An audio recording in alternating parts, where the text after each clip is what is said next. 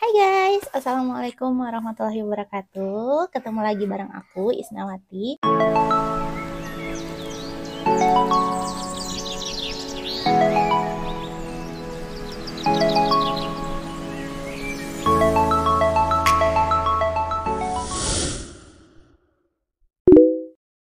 Bagi kalian yang belum kenal aku, perkenalkan nama aku Isnawati. Aku berasal dari Provinsi Sulawesi Tengah, yaitu tepatnya di Kota Palu.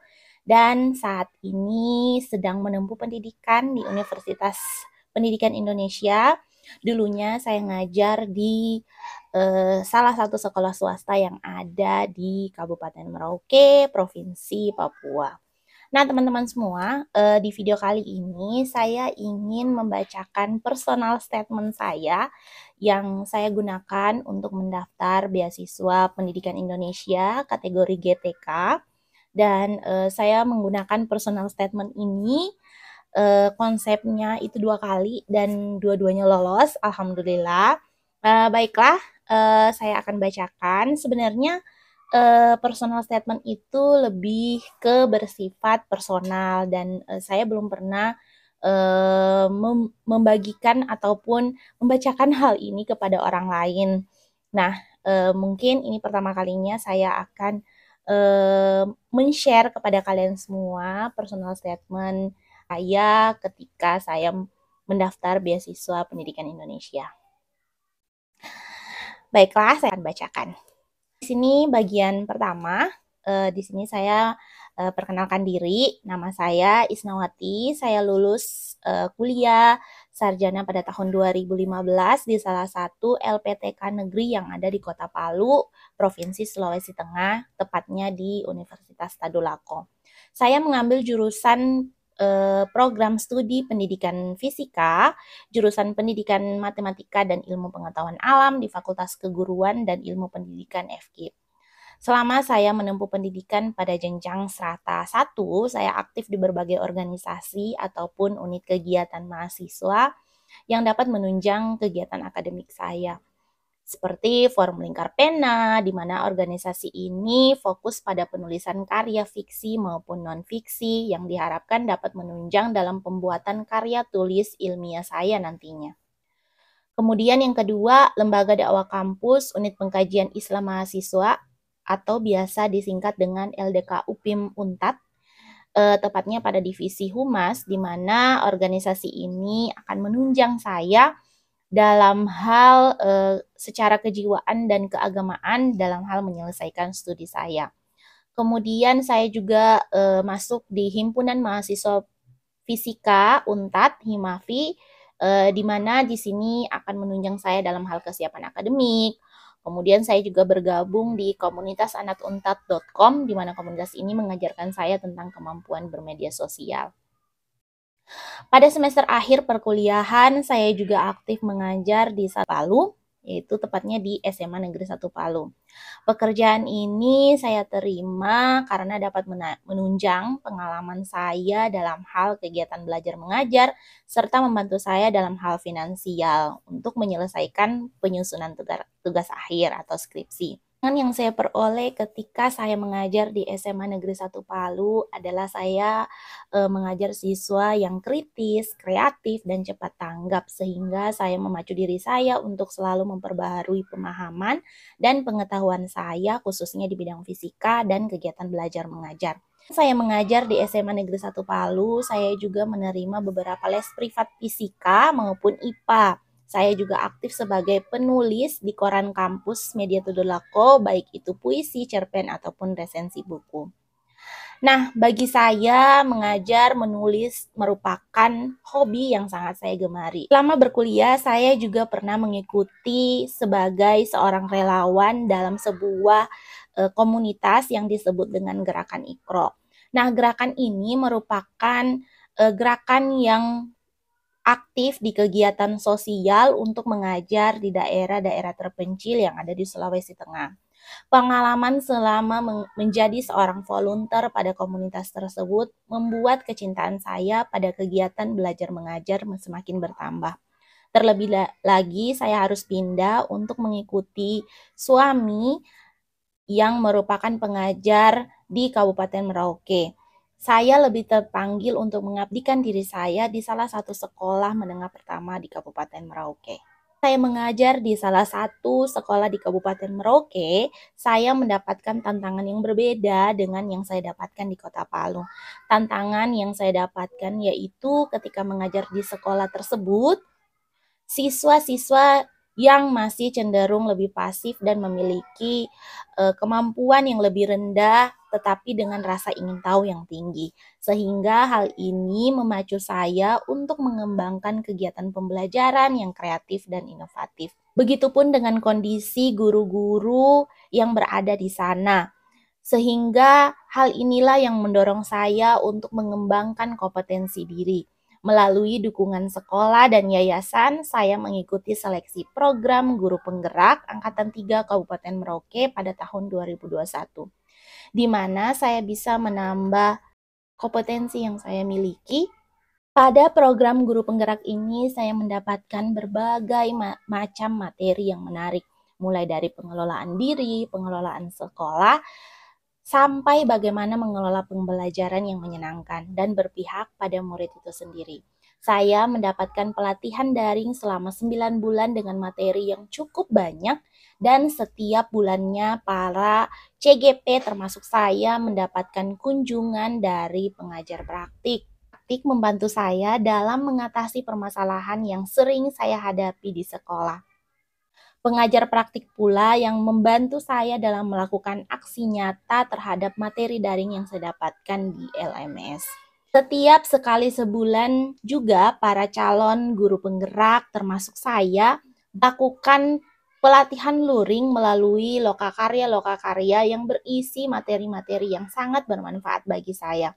Materi-materi aksi nyata dan kolaborasi bersama dengan calon guru penggerak lainnya menjadi sebuah amunisi yang saya siapkan siswa saya dan buat kemajuan sekolah. Semangat berbagi inilah yang selalu saya bawa kemanapun. Rasa penasaran tentang ilmu baru, pengetahuan baru, dan berbagai macam hal baru selalu ingin saya pelajari. Setelah saya mulai mempraktekkan dan berbagi kepada rekan-rekan guru lain, baik itu di sekolah saya ataupun di sekolah lain yang ada di Merauke. Setelah itu, saya akan mulai mempraktekkan dan berbagi kepada rekan-rekan guru yang berada di sekolah saya maupun di sekolah lain yang ada di Kabupaten Merauke. Saya juga membuat sebuah komunitas praktisi di sekolah yang menjadi wadah bagi guru-guru di sekolah saya untuk bisa berbagi dan berkolaborasi dalam peningkatan kualitas pembelajaran. Di dalam komunitas praktisi inilah saya bersama dengan rekan-rekan guru lain yang ada di sekolah memecahkan kemudian merumuskan model, metode, pendekatan yang bisa digunakan untuk keefektifan pembelajaran di dalam kelas. Komunitas praktisi yang telah dibentuk ini menjadi solusi bagi rekan-rekan guru di sekolah saya yang masih kebingungan dengan cara mengajar yang benar dan berbagi permasalahan lainnya. Ini pula kami bisa saling berbagi tentang siswa-siswa yang memiliki permasalahan belajar, kebutuhan siswa yang belum terpenuhi, kemudian bersama-sama menemukan solusinya. Pertemuan pada komunitas praktisi ini dilakukan sebulan sekali dalam rapat evaluasi bulanan di sekolah. Kemudian jika ada yang ingin dipelajari, kami berkolaborasi mencari pemateri dan bisa juga sesama anggota komunitas yang menjadi pematerinya. Berbagi bersama dengan guru-guru di sekolah membuat saya merasa sangat senang. Begitu pula dengan siswa-siswa saya. Saya selalu membuat inovasi-inovasi dalam pembelajaran sehingga mereka menjadi sangat senang dalam belajar, terutama untuk mata pelajaran IPA yang saya ampu. Saya tidak mewajibkan mereka untuk bisa pintar, tetapi bagi saya memahami sebuah materi dengan bahasa mereka sendiri merupakan pencapaian yang luar biasa. Salah satu inovasi pembelajaran yang pernah saya buat yaitu saya melakukan pembelajaran di luar sekolah. Maksudnya pembelajaran di luar sekolah ini adalah saya mengajak siswa-siswa saya eksplor lingkungan sekolah. Mana pada jam pelajaran IPA, siswa berkunjung ke salah satu taman satwa yang ada di Kabupaten Merauke. Di sana, siswa belajar langsung tentang satwa-satwa yang ada di Kabupaten Merauke. Hal ini membuat siswa sangat senang. Akhirnya mereka bisa belajar tentang keanekaragaman hayati yang berada di Kabupaten Merauke. Dukungan dari yayasan dan kepala sekolah bukan hanya sebatas itu saja. Pada tahun 2019, saya bersyukur mendapatkan penghargaan sebagai The Best Teacher. Kemudian pada tahun 2020, saya mendapatkan penghargaan kembali sebagai guru berprestasi aspek kinerja profesional guru, yang diberikan sebagai penghargaan bagi guru-guru di lingkungan yayasan yang memiliki kinerja yang baik. Bagi saya, semua yang saya lakukan untuk yayasan dan sekolah merupakan pengabdian yang tidak ada batasnya. 2018, saya juga pernah menjadi relawan pada Gerakan Peduli Indonesia 2018 yang diinisiasi oleh IOIN, Indonesian Youth Opportunities International Networking.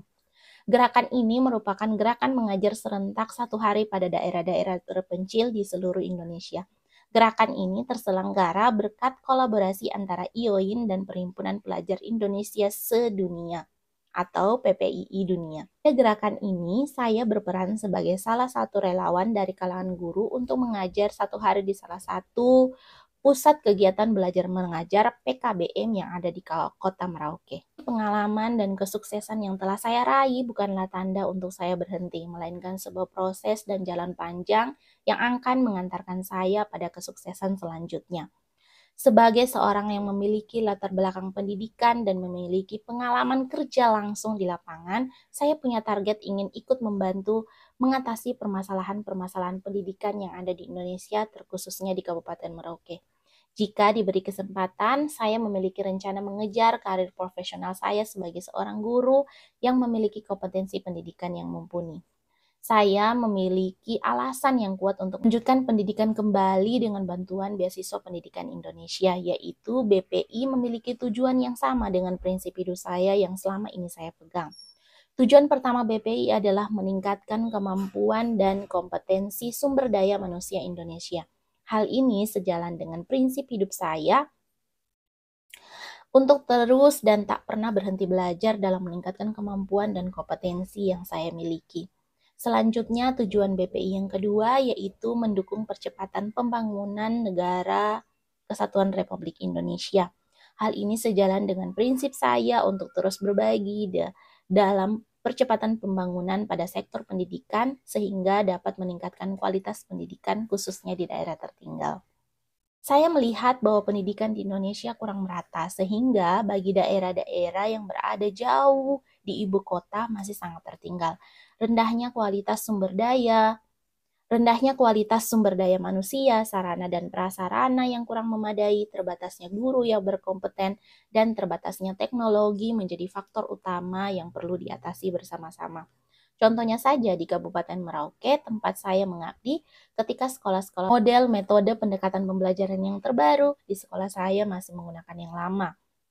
Fakta tersebutlah yang menggerakkan saya untuk turut berkontribusi terlebih lagi pada mata pelajaran yang saya ajar, yaitu mata pelajaran IPA. Saya ingin menciptakan pembelajaran IPA yang menyenangkan dan berdampak pada murid itu sendiri. Saya percaya satu hal, bahwa untuk merubah suatu kebiasaan, hal pertama yang bisa kita lakukan yaitu berasal dari diri kita sendiri terlebih dahulu. Dan menurut saya, kita tidak perlu menunggu peran lain selain peran kita sebagai seorang guru. Oleh karena itu, jika saya diberikan kesempatan melanjutkan pendidikan dengan bantuan Beasiswa Pendidikan Indonesia, saya bisa berkontribusi langsung membantu mengembangkan pendidikan di Indonesia, terkhususnya di Kabupaten Merauke. Saya yakin akan mendapatkan ilmu dan pengetahuan baru yang nantinya akan saya bagikan kepada rekan-rekan saya ataupun siswa saya yang ada di sana. Saya memilih melanjutkan pendidikan di Universitas Pendidikan Indonesia pada program studi Magister Pendidikan IPA. Saya memilih program studi pendidikan IPA karena sesuai dengan latar belakang karir saya sebagai guru SMP. Saya yakin program studi ini akan memfasilitasi saya dalam mencapai cita-cita saya sebagai seorang guru yang profesional. Sehingga di masa depan saya mampu mengembangkan potensi yang saya miliki sehingga bisa mencetak generasi-generasi hebat yang berkualitas. Sedangkan alasan saya memilih melanjutkan studi di Universitas Pendidikan Indonesia atau biasa disebut dengan UPI karena universitas ini merupakan salah satu kampus yang konsen di bidang pendidikan dan pengajaran, baik secara teori dan praktek. Hal ini sejalan dengan tujuan karir jangka panjang saya, yaitu menjadi guru IPA yang berkompeten dan bisa berkontribusi dalam memajukan pendidikan di Indonesia. Dalam mewujudkan cita-cita saya tersebut, yang pertama yang saya lakukan adalah saya akan terus menjaga karakter dalam diri saya agar tidak turun kualitasnya. Saya percaya satu hal, tidak mungkin kita bisa merubah sesuatu jika dalam diri kita tidak kuat. Saya akan tetap menjaga kualitas tersebut agar tetap menjadi seseorang yang memiliki kemauan yang kuat, diri dan selalu ingin belajar. Inilah yang terus saya jaga untuk dapat berjalan lebih jauh lagi. Setelah itu, saya tidak ingin bergantung pada suami terkait nafkah. Bukan karena saya ingin menjadi seorang yang independen tanpa bantuan siapapun, tetapi saya ingin menjadi seseorang yang bisa berdiri di kaki saya sendiri. Cita-cita terbesar saya yaitu menjadi seorang guru yang berkarakter kuat dengan kemampuan keilmuan yang mumpuni. Karakter yang kuat saya peroleh dengan memperkuat benteng diri dan prinsip yang dimiliki. Sedangkan kemampuan keilmuan yang mumpuni diperoleh salah satunya dengan melanjutkan studi saya di salah satu universitas pendidikan terbaik di Indonesia, yaitu Universitas Pendidikan Indonesia. Selain itu, saya juga akan terus berlatih memperoleh ilmu lain dengan mengikuti berbagai macam webinar, workshop, ataupun pelatihan yang sering diadakan oleh Kemendikbud dan kegiatan di luar kampus. Setelah saya lulus nanti, saya akan tetap kembali ke sekolah saya di Kabupaten Merauke sebagai seorang guru dan terus menyebarkan keilmuan yang saya peroleh kepada siapapun, baik itu rekan guru ataupun siswa sesuai dengan prinsip hidup saya. Jika memang saya tidak mendapatkan beasiswa untuk melanjutkan studi saya, maka saya tetap akan melanjutkan profesi saya sebagai seorang guru dengan keterbatasan ilmu yang ada. Terima kasih. Nah, teman-teman semua, itu dia tadi personal statement saya, kurang lebih 4 lembar yang saya buat dalam saya mengapply beasiswa di Beasiswa Pendidikan Indonesia kategori GTK. Nah, mungkin ketika teman-teman menulis sebuah personal statement, maka tulislah dari hati. Hal itulah yang membuat saya menulis ini. Dan ketika saya menuliskan hal ini, pernah sekali saya meneteskan air mata bahwasanya saya sudah sampai di titik ini.